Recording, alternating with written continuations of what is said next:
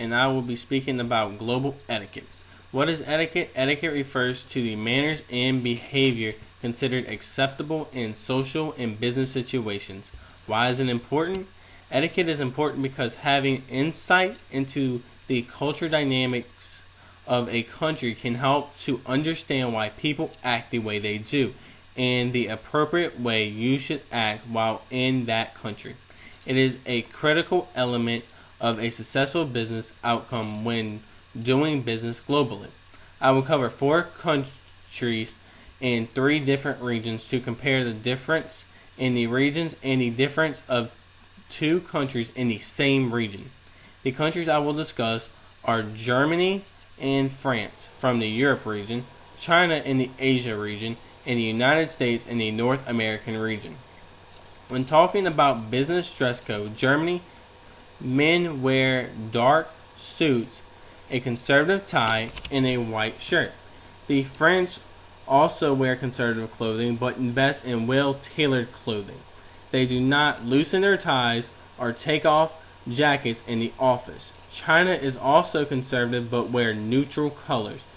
Women wearing revealing clothing is offensive to them. In the United States, we wear dark colored suits that are either navy or gray, white shirts during formal meetings, and light blue shirts during informal meetings. In rural areas with extremely warm summers, we have a more informal wardrobe. Sometimes men will conduct business without a jacket or tie. When looking at the language for these countries, Germany's official language is German, France's official language is French, China's official language is Chinese, but they also speak English. And in the United States, our official language is English.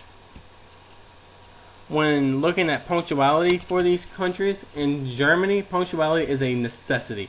Being late is very insulting. In France, punctuality is treated as casual. Being 15 minutes late is acceptable. In China, always arrive on time or early and contact the people prior to the appointment. In the United States, punctuality is very important. When looking at the way we greet and do handshakes for each country, in Germany, always shake hands at the beginning and end of a meeting. Handshakes may be accompanied by a nod and look into their eyes. In France, there are brief handshakes accompanied by a short span of eye contact since they do not like being felt stared down. Their handshakes are not as firm as the United States. In China, bowing and nodding is the common greeting, but the Chinese will shake hands with foreigners. Do not make eye contact with them as it could be offensive to them. In the United States, use firm handshakes lasting 3 to 5 seconds with good eye contact. When looking at the way we eat meals during businesses for the countries, in Germany, meals are used for conversation about potential business. Actual business is held in the office. In France, business can be conducted during any meal, but lunch is the best time for business meals.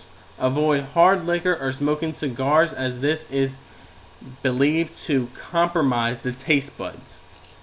In China, do not discuss business at meals. Do not eat everything on your plate or they will still think you are hungry, and try everything that is offered to you to avoid any disrespect. In the United States, business may take place at any meal. When looking at the way these countries do gift giving, in Germany, gift giving is left to the foreigner's discretion. Good gifts are books or music. Gifts are open when received. Avoid red roses, carnations, and lilies due to their symbolization of death. In France, their gift giving is similar to Germany, but not only do you avoid certain flowers, always give an acceptable flower such as yellow roses in an odd number except for 13. In China, give gifts in private or to a group. Food baskets and quality writing pens are the most acceptable gifts. Gifts are not open when received. Do not give clocks, canes, handkerchiefs, or anything that is in white, blue, or black. In the United States, gift giving is discouraged in business as it may appear to be a bribe. Gifts are usually given after the deal is closed or on holidays. Gifts will be opened at the time received. When looking at the way we give business cards for the countries, in Germany, exchange cards at the first meeting. In France, exchange business cards during introduction or when one party is leaving. In China, exchange during introduction. The card must be given with two hands and never put in wallet or pocket. Never write on the card. In the United States, exchange of business cards are without a ritual. It is common to put the card in a wallet. It is best to put the language of the country you are dealing with on the opposite side of the card. That shows respect and interest in doing business with that country.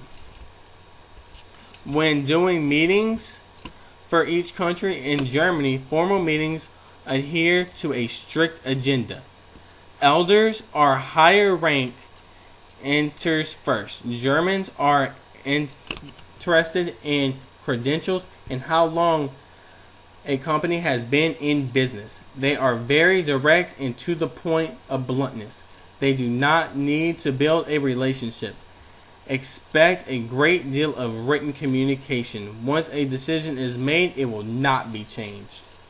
In France, meetings are used for decisions, used for discussion, not decisions. Avoid making meetings in July and August since they are common months for vacation. Be patient with written communication since it is very formal. In China, only senior members speak during meetings. You should schedule a meeting 1 to 2 months in advance, and you must supply written information during meetings in both languages. They are shrewd negotiators. The Chinese prefer face-to-face communication over written communication. In the United States, meetings can be done face-to-face or by telephone, such as conference calls. They are direct and to the point. Don't waste time because time is money. Business is conducted rapidly and with emphasis on getting a contract signed. Some examples of improper ethics are when President Bush gave German Chancellor Angela Merkel a shoulder rub while she spoke to Italian Prime Minister Romano Prodi. Many Europeans were offended because the summit was a formal occasion and they viewed the action as demeaning. Another example is when Silicon Valley Company nearly lost a business deal with a top executive of France. Company arrived in California. The U.S. company sent a limo to pick up the client, but no staff member went along. The Frenchman was offended because no top official met them at the airport, which almost killed their deal. The solutions to this problem: learn the customs and culture of a foreign country prior to doing business with them. Hire an interpreter if needed. This way, communication will not be misunderstood. Avoid culture clashes. Educate employees about foreign custom, manners, and culture. The more you know, the better your chances are of building a relationship and making a business deal.